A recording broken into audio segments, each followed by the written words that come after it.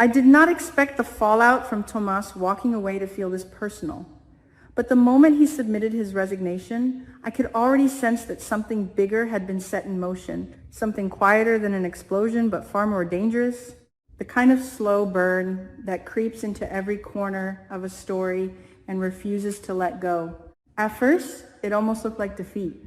Tomas leaving, head slightly lowered, reputation bruised after being pulled into Haley's carefully constructed scheme, it all painted the picture of a man who had been outplayed. I remember thinking that Haley had calculated every move with chilling precision. She used Tomas as a pawn to execute her plan against Bill, and in doing so, she not only manipulated the situation, but also dragged Tomas into a narrative that was never his to begin with. But the more I sit with it, the more I realize I was wrong. Because what Haley didn't account for, what she completely underestimated, is how deeply Tomas would take this betrayal, and more importantly, how it would reshape him. There is something about being falsely positioned in someone else's game that either breaks a person or rebuilds them into something far more dangerous. And Tomas, from what I am seeing, is clearly becoming the latter. Haley may have succeeded in the short term. She got what she wanted from Bill. She orchestrated the chaos. She pushed Tomas into a corner. But in doing so, she created an enemy who now has nothing left to lose and everything to prove. And that is where things start to shift.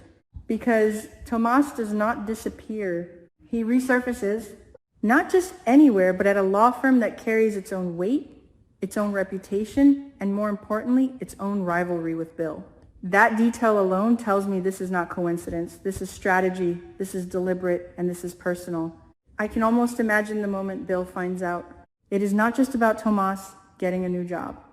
It is about where he chose to go. It is about what that choice represents. It is about the message hidden underneath it. Tomas is not running away. He is repositioning himself on the board, and this time he is choosing his side against Bill. And I think that realization is going to hit Bill harder than anything else. Because betrayal from an enemy is expected, but from someone you once mentored, someone you underestimated, someone you thought you had figured out, that kind of betrayal cuts deeper. Tomas is no longer the quiet subordinate who absorbs pressure and follows instructions. He is stepping into a role where he dictates the pace, where he challenges authority, and where he uses everything he learned under Bill against him. That irony is not lost on me. In a way, Bill created this version of Tomas.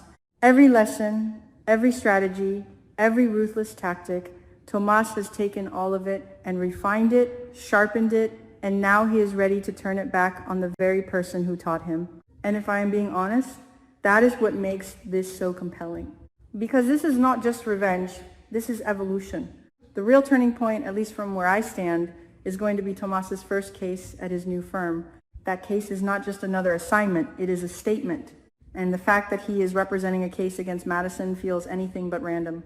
Madison, who made a mistake serious enough to threaten her place in the medical field, now finds herself at the center of a legal storm, one that could force her to separate herself completely if she wants any chance of continuing her career. This is not just a legal issue. This is a personal crisis. And of course, she is not alone. Chelsea, standing right beside her, preparing for their wedding, is not the kind of person who would ever let Madison face something like this without a fight. I can already see the determination in Chelsea's eyes. The urgency, the need to protect the person she loves at all costs. And that leads us directly to Naomi and Bill. Because when things escalate to this level, when the stakes are this high, Chelsea is going to turn to the people she trusts the most, her sister and her father. Naomi stepping in feels inevitable. Bill taking the case feels almost guaranteed. But what none of them are prepared for, what none of them see coming, is Tomas standing on the other side. I keep replaying that moment in my head. The courtroom, the tension, the quiet before everything erupts, and then the realization hits. Tomas is not just involved, he is leading the charge against Madison, against them. And that is where everything changes. Because now this is no longer just about a case. This is about pride, about history, about unresolved resentment, about everything that was left unsaid between Tomas and Bill. Bill is going to see this as betrayal. There is no doubt in my mind about that. But from Tomas's perspective, this is justice. This is him reclaiming his narrative, proving that he was never weak, never incompetent, never someone to be dismissed or overlooked. He wants Bill to feel it. He wants him to understand what it means to be underestimated, what it means to be pushed aside, what it means to have your worth questioned. And the most fascinating part is how Tomas chooses to fight. He does not just confront Bill head on. He outmaneuvers him. He anticipates his moves. He counters his strategies. He uses the very lessons Bill taught him to dismantle him piece by piece. There is something almost poetic about that. And yet, it is also deeply unsettling. Because this kind of conflict does not stay contained, it spreads. And we are already seeing the ripple effects within the Dupree family. Kat, for example, is standing in a position that I find incredibly interesting.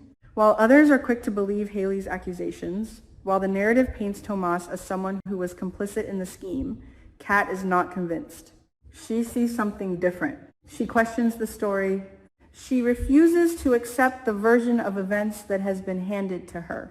And more importantly, she chooses Tomas. That choice is not small. That choice is a line drawn in the sand. Because by siding with Tomas, Kat is not just defending him. She is directly opposing Chelsea and Naomi. And that is where things start to fracture. The Dupree women have always been strong, always connected, but this situation is testing those bonds in a way that feels almost irreversible. Chelsea is fighting for Madison. Naomi is standing with Bill. Kat is defending Tomas. Each of them believes they are doing the right thing. Each of them is driven by loyalty, by love, by their own understanding of the truth. But those truths do not align.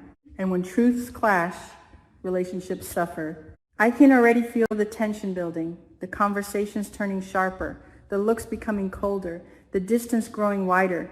This is not just a disagreement. This is a divide. And at the center of it all is a case that should have been purely professional, but has now become deeply personal. I keep thinking about Anita because if there is anyone who understands the weight of family, the importance of unity, it is her. And this is exactly the kind of situation she would never want to see unfold. A family torn apart not by hatred, but by conflicting loyalties. That is what makes it so painful. No one here is acting out of malice. They are acting out of care. And yet, that care is pulling them in opposite directions. I do not think Anita is going to stand by and watch this happen. She will try to intervene. She will try to bring them back together. But the question is, will it be too late? Because once lines are drawn, once words are said, once actions are taken, it becomes harder to go back. And with Tomas and Bill heading toward what feels like an inevitable collision, I cannot help but wonder how much damage will be done before anyone realizes what they are losing. Tomas wants revenge. Bill wants control. Chelsea wants protection. Naomi wants justice. Kat wants truth. And Anita wants peace. But all of those desires cannot coexist in the same space without conflict. Something has to give, and I have a feeling that when it does, it is not going to be quiet, it is not going to be simple, and it is definitely not going to leave everyone unscathed. What fascinates me the most is not just who will win the case, but who will lose themselves in the process. Because in stories like this, victory is rarely clean. And sometimes the cost of proving a point is far greater than anyone expects. I keep circling back to Tomas, to the moment he decided not to disappear, not to accept the role that was forced onto him, but to rise from it, stronger, sharper, more determined. There is a part of me that understands him. There is a part of me that even admires that transformation. But there is also a part of me that worries, because revenge, no matter how justified it feels, has a way of consuming everything around it. And if Tomas is not careful, he might win against Bill, he might prove his worth, he might reclaim his pride. But he could also lose something far more important along the way. The same goes for all of them. This is no longer just a story about a case or a scheme or a resignation. This is a story about consequences, about choices, about how quickly things can spiral when pride and pain take the lead.